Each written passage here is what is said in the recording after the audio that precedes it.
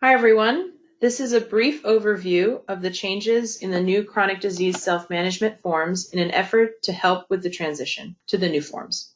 The new forms are for all living healthy with chronic disease programs, including chronic disease, chronic pain, and diabetes. The forms include the cover sheet, participant information survey, and attendance log. These changes come from the Administration for Community Living and the Office of Management and Budget. Changes to the new forms were made in an effort to increase efficiency and ensure fidelity in data collection. The new forms are now in use and are posted to our website, www.healthyagingnc.com, under the menu selection Leader Info and then Program Forms. We're going to be reviewing the cover sheet, attendance log, and participant information survey. And the cover sheet, the main change to this document is the very last question, which will ask you for the funding source for that particular program.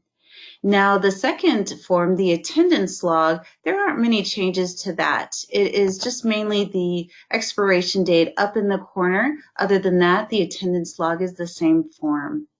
But what we really want to highlight is the participant information survey. There are some minor changes in wording on this form, but we wanted to highlight changes made to the participant ID and the last session questions that are now found on page 3. The participant ID has changed in order to reduce the risk of exposing personally identifiable information, and it is now required to be written by the leader or on-site staff and not by the participant themselves.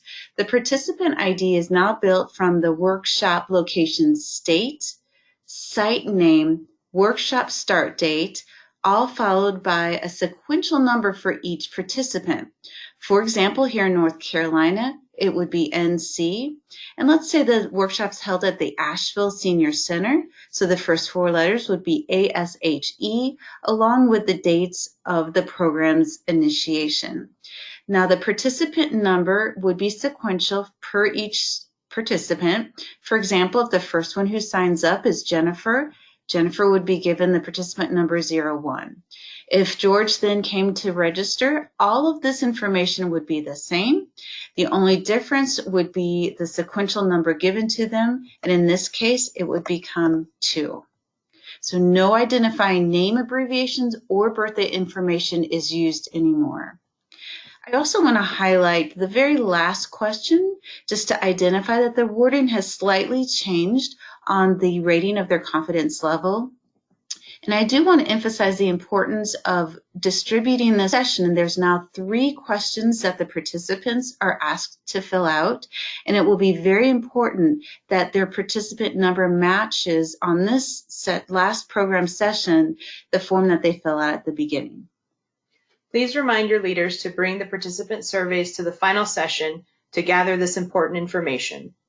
Participant IDs will be very similar. Some ways to keep track of which forms belong to which participant include having the participants write down their sequential number in the book that they are given for the program, or adding sticky notes to the forms that can be removed and discarded before submitting.